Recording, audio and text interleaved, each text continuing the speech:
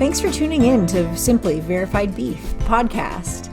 For those of you who are new to the show, I'm Amy Higgins, one of the co-hosts. Occasionally, you will find Brie Patterson co-hosting, who is from beautiful British Columbia. I am the VBP coordinator out of New Brunswick. Again, thanks for tuning in. If you are new to the show, Verified Beef Production Plus is Canada's on-farm food safety program, which is voluntary for farmers and ranchers all across Canada to participate in. So co-hosts Brie Patterson and myself curate a list of topics and invite some guests that join us on a monthly basis as we release this podcast on the third Wednesday of every month. And if you're not new to the show and have been tuning in, thanks for your support, and we'll just get right into it. Our guest today is Bruce Kostolensky from Zoetis. And Bruce, I guess I'll throw it over to you. Would you be able to introduce yourself and sort of what your role is with Zoetis? Yes, I am a tech services veterinarian right now with cattle emphasis with Zoetis. I have been with Zoetis for a little over a year now, probably a year and 3 or 4 months. Prior to that, I was a mixed animal practitioner in southern Alberta. I owned a practice for 27 years. I've been in practice for over 30 years when I retired from practice, predominantly dealing with large animals, large cow-calf feedlot sector in our practice, and I dealt mainly with those issues and things like that. So yeah, I'm well-versed in the cattle end of things. Excellent. Sounds like you've got a breadth of experience there in your years. So in the VBP Plus framework, animal health is a major pillar. So there are specific recommendations in that program to have off-label use and ensuring that those off-label uses are under veterinary direction. So I guess backing up a little bit, would you be able to walk us through sort of the big picture and process of how those labels might be developed in Canada? Yeah, I can give you certainly a general idea. I mean, obviously, when a company develops a product, they are going to want to have a label for its intended use and also to maximize its use. Okay, so they will also look at profit centers, right? And naturally, so if we think about what is the most common cause and costly disease in Canada, let's say BRD, right? So they will focus, say we have a new antibiotic, which we haven't had for a long, long time. But if we did, and it was concentrated on BRD, then they're going to focus their research initially to make sure that their antibiotic is effective for the treatment of BRD in cattle. From there, they will have to have specific research guidelines to show that it is better than saline and that it is effective, and it doesn't cause problems, has effective withdrawal periods. And there are guidelines also set up by our regulatory to ensure that the label meets those requirements. So we have to do some of the research according to that. So then you bring that to the regulatory bodies, and they review it. And sometimes they add things to your label, sometimes they take away things from your label, and that becomes the label for the product, its intended use, how it is to be used, the dose. So there's a lot of background information that goes into developing that label initially. And it may only be for, say, BRD at this time. And as the product develops and matures and more research is done on the product, they may find that it is useful for other conditions, but that's not on the label. So depending on how far they would like to take it, because each time a company comes to the regulatory body, they have to pay a significant amount of money to get it reviewed and the label changed. Not just do the research, they have to pay to have that label changed. So it has to be somewhat, you don't want everything to surround by money, but it has to be somewhat economic beneficial to the company to do so. So they will then look at adding further research, even though it may already be out there, and further development of their label and put that on a label so it can be used that way. So that's, that gives you an idea that there's a lot of processes, a lot of steps, and a fair amount of cost to the company to try and get a label change. And sometimes they don't get that label, right? So it's rejected and they have to go back to the drawing board if they want to do that. So it's not always just a fait accompli when you submit your data. It has to be submitted accordingly and go through the review process. And the review process doesn't happen overnight either. I was going to say, it's not only the cost, it does take time to go through some of those channels and for the things to get kicked back and get redressed. And it's probably not often that the first application goes through without changes. So yeah, they're pretty good at it, but you get often what you would like, but sometimes there are modifications to it. Exactly. Yeah, exactly. So with that in mind, why would it be important to have a veterinarian recommendation when you're using a product on a way that's not precisely what's prescribed on the label? Yeah, and I'll maybe back up a little bit there. That has really evolved over the years since I came into practice, right? And evolved for the better.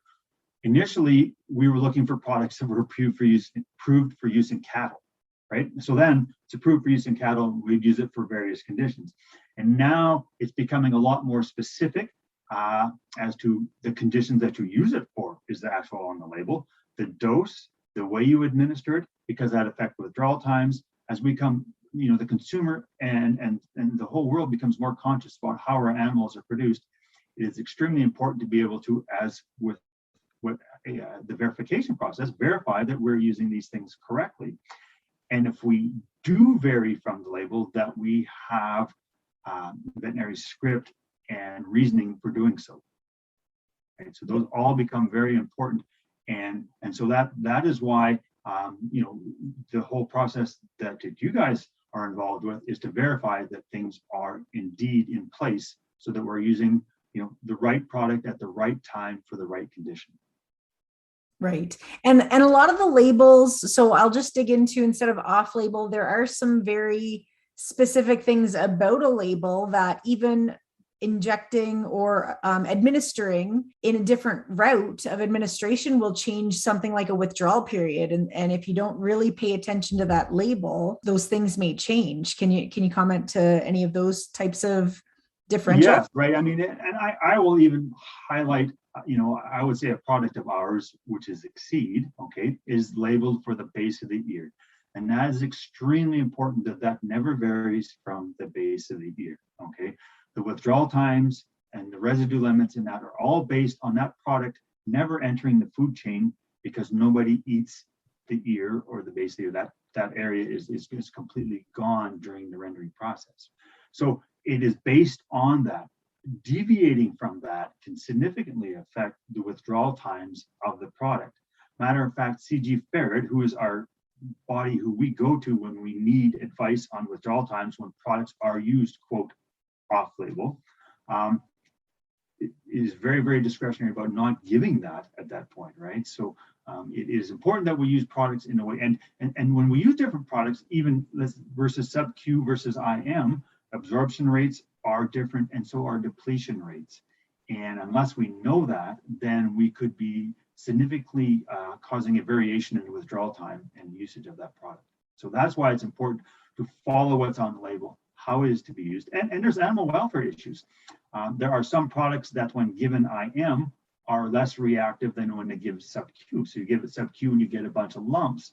Well, we use the product not according to label, and that's why we got that issue. So there are most reasons for why the label is as it is. Absolutely. And we do use that example of Exceed a lot during our trainings. I think coast to coast in the training deck, that's one, because it's such an important one to think of that has a very specific reason and reason behind it. So it's one that we do use a lot when we're doing our VVP Plus training across the country. Right. There can be no gray zones there, because then that starts leading everything to interpretation. Somebody wants to give it sub-Q in a calf. Well, the calf isn't going for slaughter for so many days. Well, suddenly that becomes an older calf, and then suddenly that calf breaks a leg, and then and then we're entering the food chain and we've given it inappropriately. You can't have a gray zone in that one at all. It has to be given in the base ear, and you cannot deviate from that at all. Even on the advice of a veterinarian, I would say they should not. And we preach that very much to the people who are handling our products, is that there are no deviations on that at all. So that said, are there any best practices that you would recommend to a producer? So, because you've been involved in this for years and years and have likely seen some things. So are there any things that really work when you're recommending, even from a record keeping perspective, or just keeping track of those things? Yeah, I mean, again, this has evolved over the years as well to where now we track things at the cow-calf level. Before there was very little of that, and I think a lot of that, happened. We may have not have liked BSE so much, but with BSE and the introduction of the radio frequency tags and the identification of the animals and such like that, now we're able to track individual animals and enter information much easier in the computer or record it that way, right? And I think the first thing you have to have when doing so is have a very good relationship with the veterinarian that you work with on a regular basis, that knows your operation, that knows your area, and is familiar with beef practices, right? I think that is extremely important. And so from there, you can work with them in developing protocols. You can list the normal diseases that you would treat in a year and go over with your veterinarian what he would think would be the appropriate prescription for those disease treatments or ailments, not always disease, vaccine protocols as well, right? Mm-hmm. So it's going to require some effort, but if you work with that individual on a regular basis, I would say as a veterinarian, we are much more willing to help those individuals get on base. If you just walk into a clinic, have never supported them, never done anything with them before, you know what, you're probably going to have a little bit of a tough time. So it's important to develop that veterinary client relationship so that you can go over the protocols. And I would say that veterinarians are much more willing to discuss if you have an issue with something that you're not sure of that product, you can call them and go over it. And if they're working with you, they're very much happy to do so. Having some of those protocols laid out before, and that way, if it's on file at the veterinarian clinic, I don't even have to, I don't really have to check in with the veterinarian in order for me to get that. The clinic knows, and I can just say, I need this product because of this protocol. And it takes out that a little bit of a step, and I can get some things moving a little bit faster than what I may run into if I've never graced the door of a veterinarian clinic before. So right. So many of our provincial organizations require that now, as far as the prescription modeling and history of that client, that we maintain those records. Not only is it from the producer, but the veterinarian is now also tasked a little bit with making sure that they have protocols in place for the prescription drugs, for sure. Yeah, and having that patient-client relationship is critical, I think, in moving forward with some of these types of things. But one question that may be a little off, but it just came to me when you were talking about off-label, was what do you think? So we do find a few questions that come from people who might be a little closer to a country border, say, for example, that may be able to find something that isn't labeled for approved use in Canada, but it is found in the States, and it may or may not be cheaper. I don't know why people tend to do this, but it can happen. So what would your comments be to that interprovincial or international label directive, or buying things on Amazon or wherever you can find things? That's a big gray area. So I practiced 60 miles from the US border, right? And we would see some of those things come across. We didn't necessarily see so many products that weren't labeled in Canada come across, although, that would be a direct violation of not only thereby Beef Plus regulations, but also Canadian regulations. If you're using unapproved products, that you're not doing the industry any good at that point. And for veterinarians themselves are only allowed to sell things that have DIN numbers, right? So, and if it has a DIN number, then it is registered in Canada. Many of the products we saw coming up, I will say, were inferior products at times. The United States, though, they cannot use things off label at all, even under the prescription use of a veterinarian, right? In some of the places, right? So they do have some fairly strict guidelines as well. But we struggled with things coming in from countries in tubs, being given out to certain producers, and just, there was loopholes to get around some of these things, and that is wrong, and that does not benefit anyone in the beef sector because they have bypassed all the regulatory processes. There's no assurance that the product you're getting is the actual active ingredient, and I just don't think that if you're going to be serious about producing beef, you cannot routinely do that. That's completely fair. And I would suggest that whenever I get that question is support the Canadian product. You know that it's gone through rigorous testing and it's gone through its due diligence to make sure that what you're getting and what you're putting into those animals is what you're putting into those animals. It's such a huge risk. It has become within the beef industry, using things correctly, again, going back to the right product, the right time, using things correctly is such a pillar of what the Verified Beef Plus program is doing, right? And I think it's important that we all adopt that mentality when we use the products, right? Is using them correctly and appropriately and using the right products that are available in Canada, right? That's, there are sure there would be things we would like to have sometimes, right? I would say for the most part, we have pretty good access to most of the products in the world at this point. So if there are producers who are listening that might be thinking about going through the VBP Plus audit process, and if you're interested in that process, we will kick everybody back to episode 1 to listen to that episode about what the audit process looks like and all of that sort of stuff. Would you have any advice for them? I know that you work with a few VBP Plus producers, and any advice in that regard? If you've listened to the podcast, most of it is in there. I mean, first of all, I guess you've got to make a dedication that this is something that you wanted to do, right? And going through the, tracking, and you're going to have to do some record keeping, and you're going to have some protocols in place to meet this, right? If you're dealing with a veterinarian, again, who is relatively experienced in the beef production, he is going to be prescribing you products that are on label and approved for that use. It is a matter of documenting what you are doing. And at this point, you might find there's some things that you have used or have done that aren't acceptable anymore. And that's a good thing. Then you find that out with the veterinarian that you're working with as you work through this. Again, having that advice and knowledge from the veterinarian, I think is a key point to help you get through setting up your Verified Beef Plus program. There are many other pillars that are very important as well in the verified beef production. And I think it in my part of the world, it's becoming more and more. I see the signs on feedlots. I see the signs on the cow-calf producers. The value chain is there for the producer.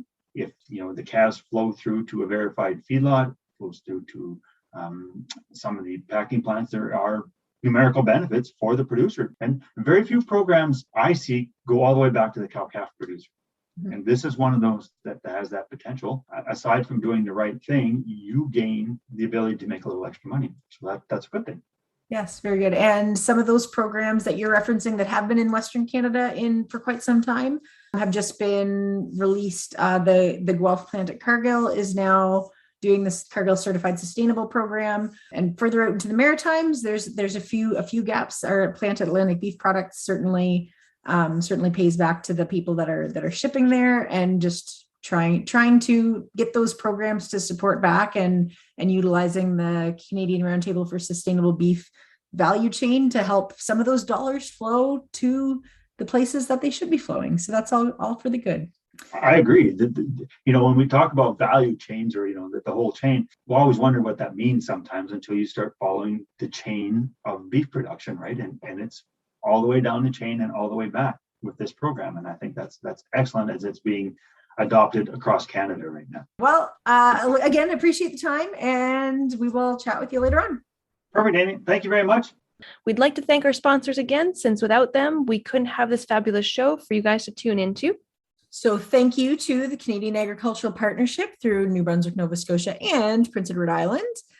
See you next month. Catch you guys later.